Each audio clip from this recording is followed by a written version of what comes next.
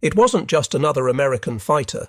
It was the weapon that would destroy Japanese naval aviation forever. On June 19, 1944, when those dark blue Hellcats dove through our formations with devastating precision, every Japanese pilot in the sky knew the age of the Zero was over. The F6F Hellcat didn't just outclass the legendary Mitsubishi A6M Zero, it hunted it with methodical efficiency.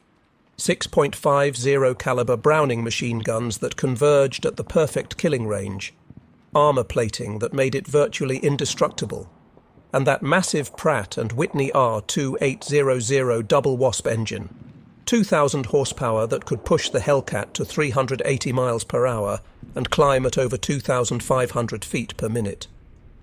What happened that day over the Philippine Sea wasn't a battle, it was an execution.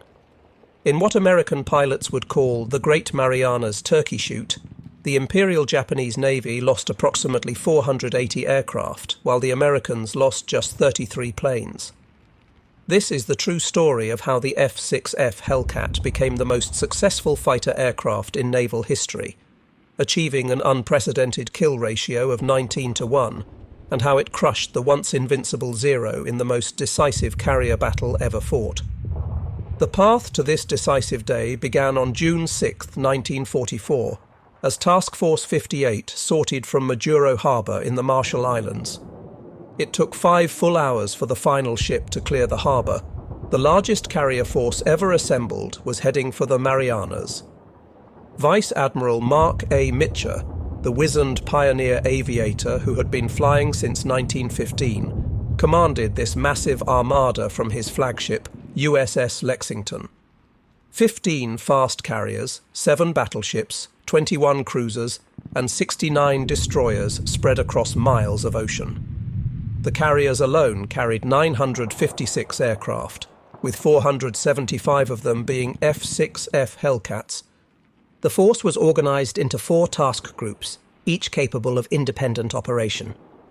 Task Group 58.1, under Rear Admiral J.J. Jocko Clark aboard USS Hornet, included Yorktown, Belleau-Wood, and Bataan. Task Group 58.2, commanded by Rear Admiral A.E. Montgomery from USS Bunker Hill, included Wasp, Monterey, and Cabot. Task Group 58.3, under Rear Admiral J.W. Reeves aboard USS Enterprise, included Lexington, Princeton, and San Jacinto.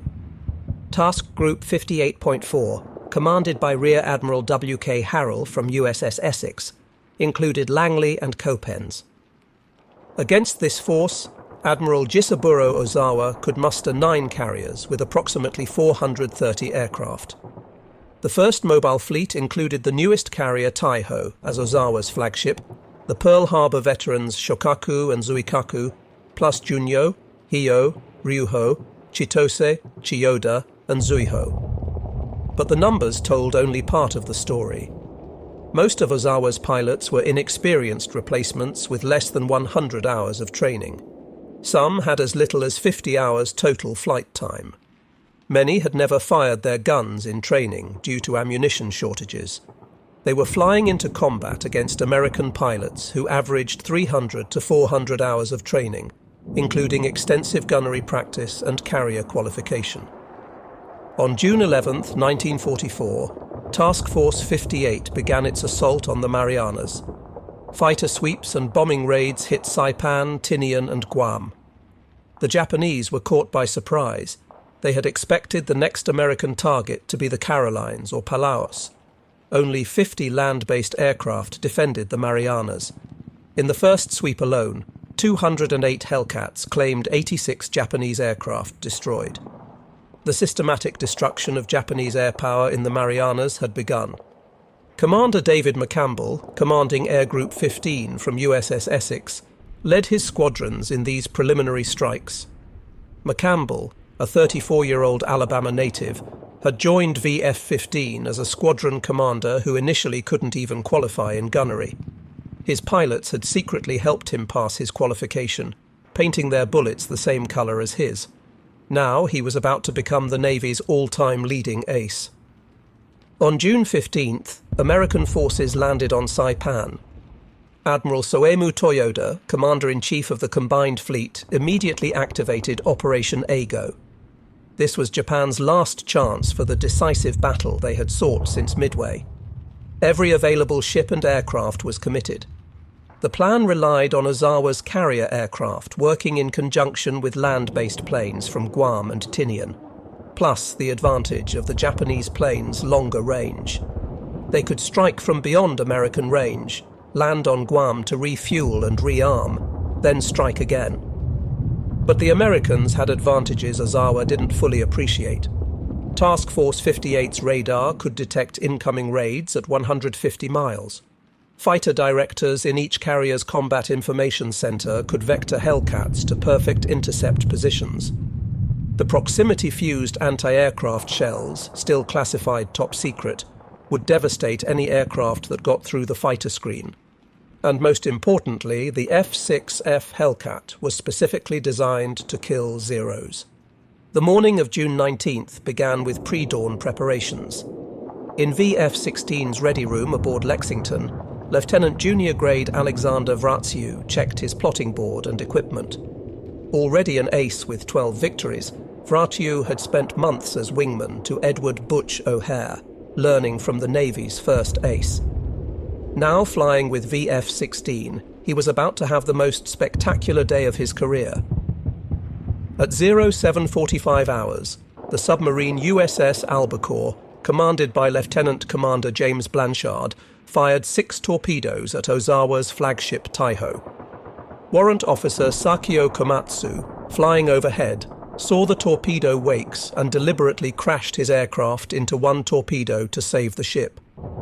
His sacrifice destroyed one torpedo, but another struck Taiho's forward elevator pit. The damage seemed minor, but ruptured fuel lines were already releasing deadly vapors into the ship.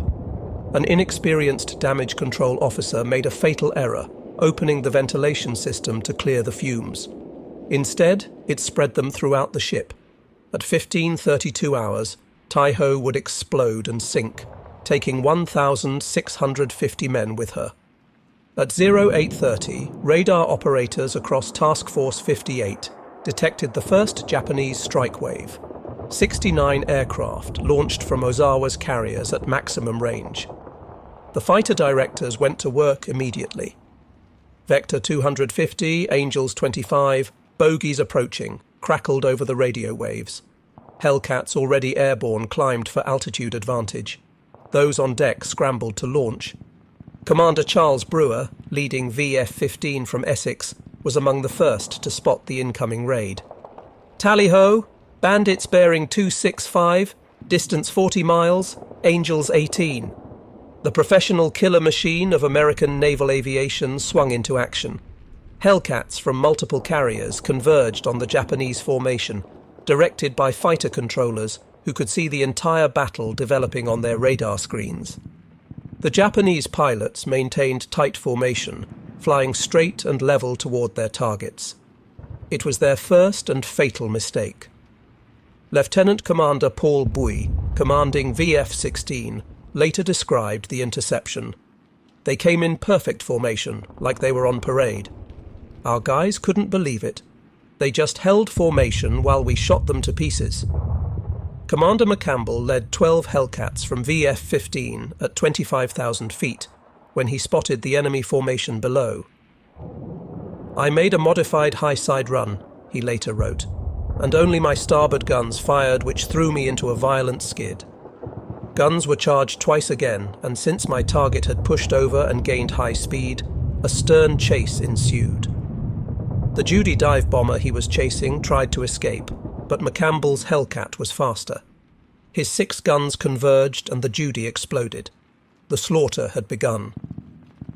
McCampbell destroyed 5 Judy dive bombers in the morning engagement, then later that afternoon shot down 2 Mitsubishi A6M Zeros over Guam for a total of 7 victories on June 19th.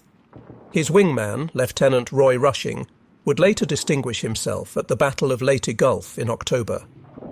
Meanwhile, Lieutenant Junior Grade Alexander Vraciu was having his own problems. His F6F's supercharger had malfunctioned, limiting his altitude and speed. Unable to keep up with his squadron, he led his division back toward the task force. As they approached, Vraciu spotted a large formation of Judy dive bombers heading for the American ships. What happened next became legend. They were so thick against the water below, Vraciu later recalled. I felt like a kid with a plate of cookies, afraid someone else was going to take some even though I had all I could stuff. In just 8 minutes, using only 360 rounds of ammunition, about 10 rounds per gun per kill, Vraciu shot down 6 Judy dive bombers. His marksmanship was nearly perfect. After landing on Lexington, Vraciu climbed out of his Hellcat and, still wearing his flight gear, held up 6 fingers for the photographers. The photograph became iconic, the grinning young ace symbolizing American dominance in the air. When he inspected his aircraft, he discovered the wingfold pins were protruding. He had flown his greatest mission with his wings only partially secured. The first wave was being annihilated. Of 69 Japanese aircraft, 42 were shot down. The few survivors who returned to their carriers reported scenes of horror, Hellcats everywhere, coming from above, from the sides, always with superior speed and firepower. The second wave of 128 aircraft launched at 0900 met an even worse fate.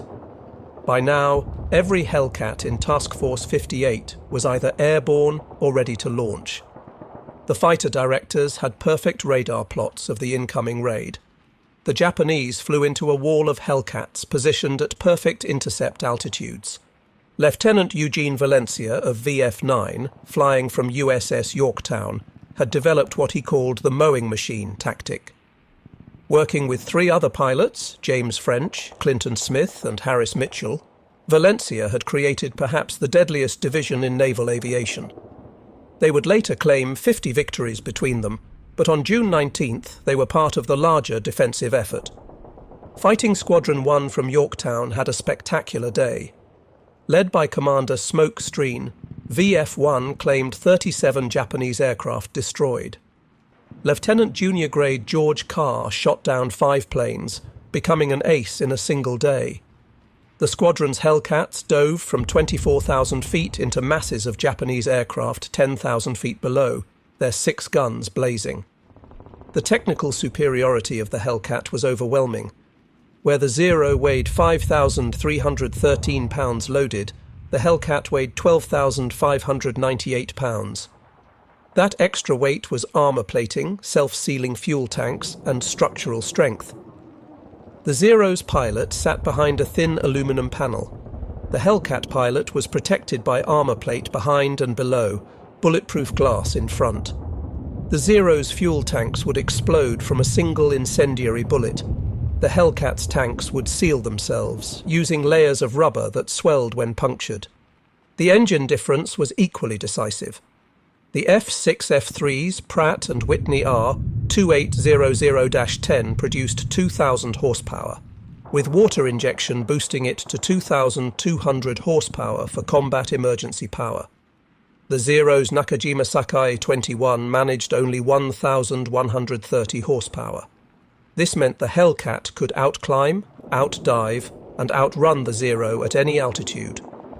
At 20,000 feet, where much of the combat took place, the Hellcat could climb at 2,000 feet per minute. The Zero managed perhaps 1,500 feet per minute, and that rate decreased rapidly with altitude. The armament told its own story.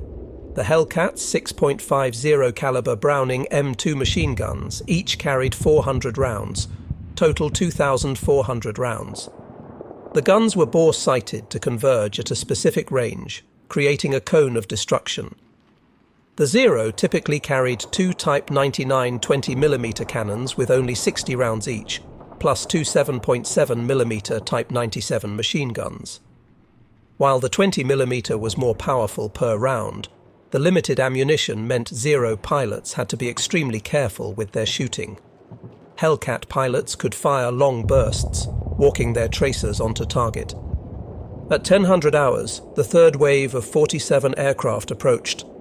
These were from Ozawa's Carrier Division, 2, Junyo, Hyo, and Ryuho. They immediately got lost, failing to track the American movements. only 7 would return to their carriers. Lieutenant Zenji Abe, a Pearl Harbor veteran flying from Junyo, was one of the few experienced pilots in this wave. After being forced to crash land on Rota Island when his fuel ran out, he examined his damaged aircraft and exclaimed, "I never saw so many Grummans." His plane was riddled with bullet holes. Commander James Jig Dog Ramage, leading Bombing Squadron 10 from Enterprise, watched the fighter pilots at work. "Our fighters really had a field day. The Japanese came in perfect formations and our boys just cut them to pieces. It was like watching a training exercise, except the targets were real." The fourth wave of 82 aircraft launched at 1100 hours met the same fate. By now, American pilots were almost feeling sorry for their opponents. Ensign William Spider Webb of VF2 later recalled, "They were so green. They held formation while being shot at. They didn't even try evasive maneuvers. It was both impressive and heartbreaking to watch such brave men fly to certain death." But not all American pilots survived unscathed.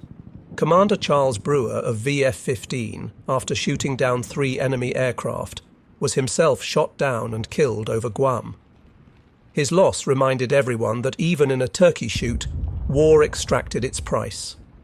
Lieutenant Commander James Flatley took over VF-15, continuing the squadron's devastating effectiveness.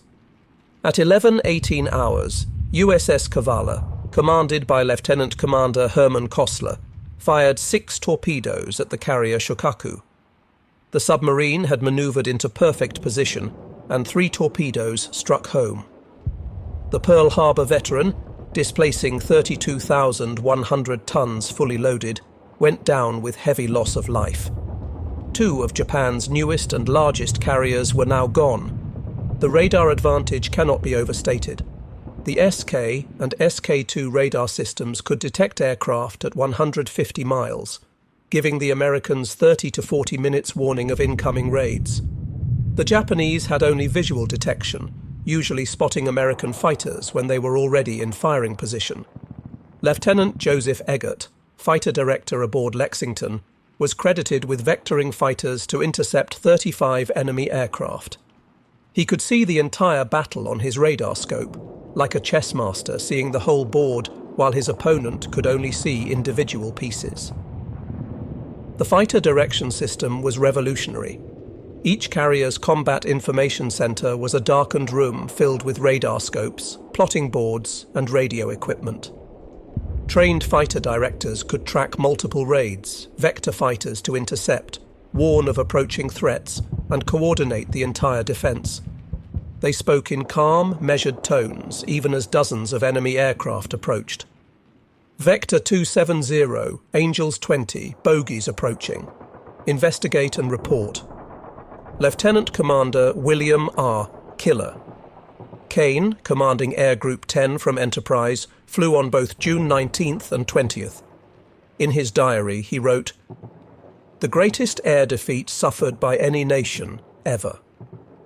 Kane had started the war flying obsolete aircraft against superior Japanese pilots. Now he commanded squadrons equipped with the best fighter in the world, flown by superbly trained pilots, directed by radar controllers who could see everything. The American training system was perhaps the greatest advantage.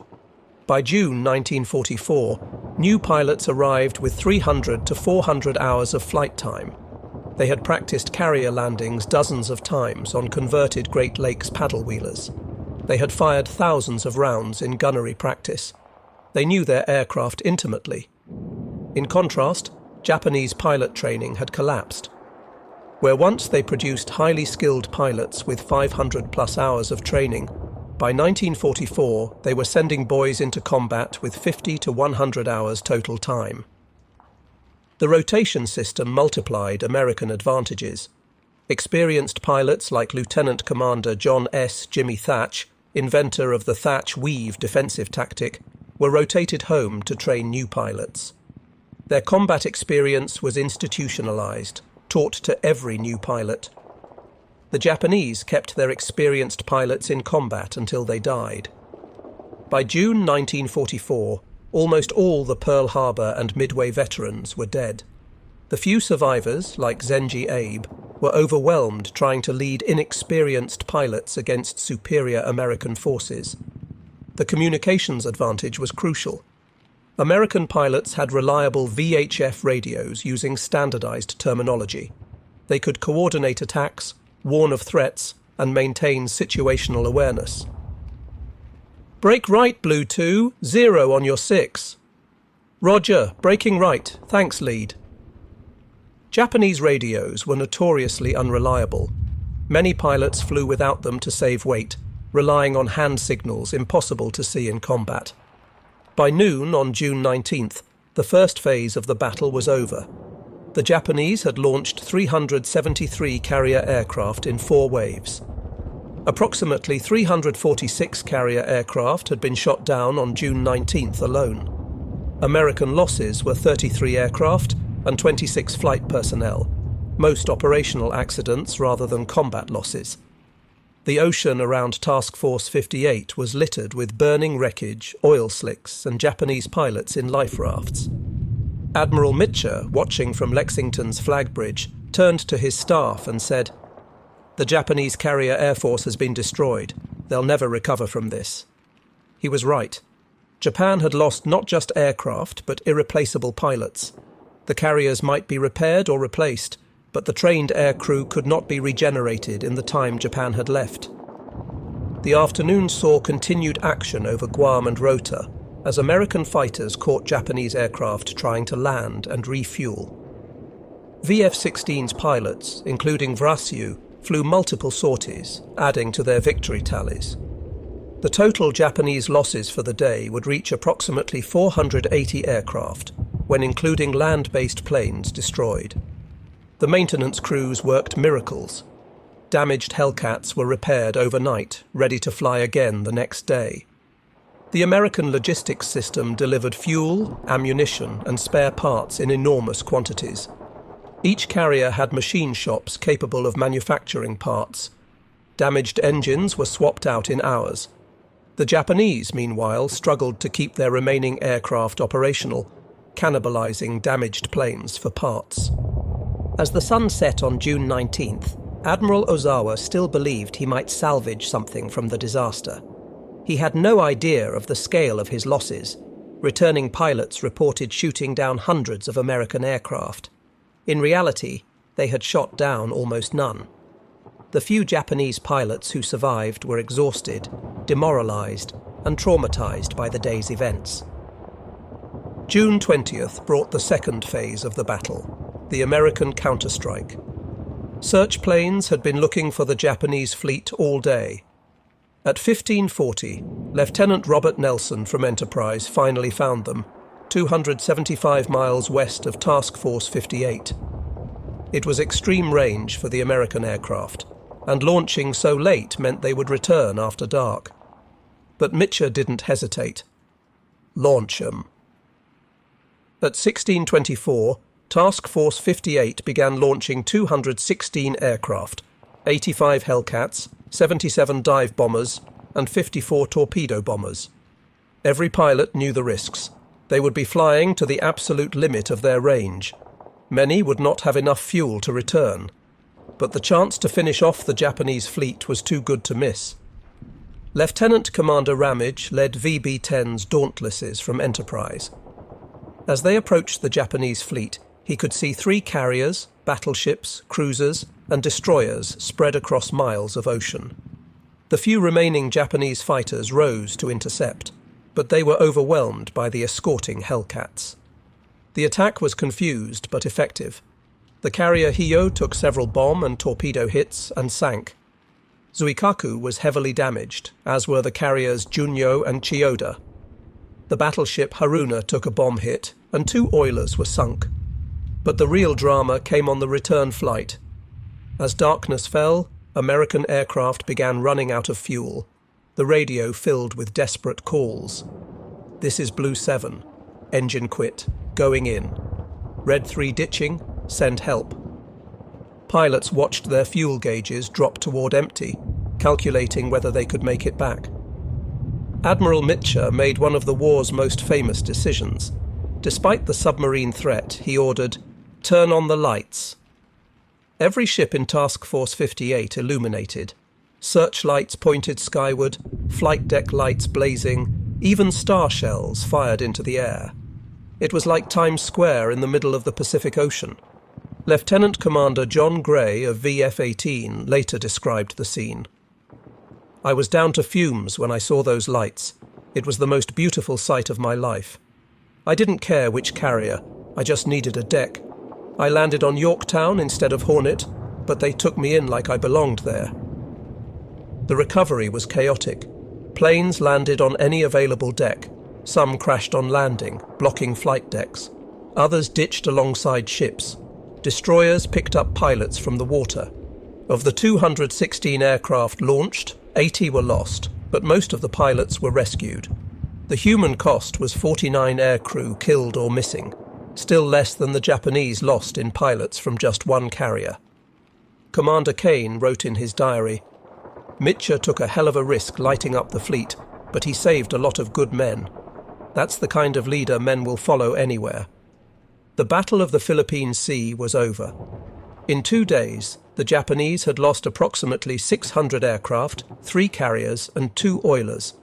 More importantly, they had lost nearly all their remaining trained carrier pilots. American losses were 123 aircraft, most from fuel exhaustion on June 20th, not combat. The technical specifications that made the Hellcat dominant tell the complete story. The F6F-3, the main production variant at Philippine Sea, had a wingspan of 42 feet 10 inches and length of 33 feet 7 inches. Its empty weight of 9,238 pounds included armour plating around the cockpit, oil cooler and oil tank. The self-sealing fuel tanks could take multiple hits and keep functioning. The bulletproof windscreen could stop 20mm cannon shells. The R2800-10 engine was a masterpiece of engineering.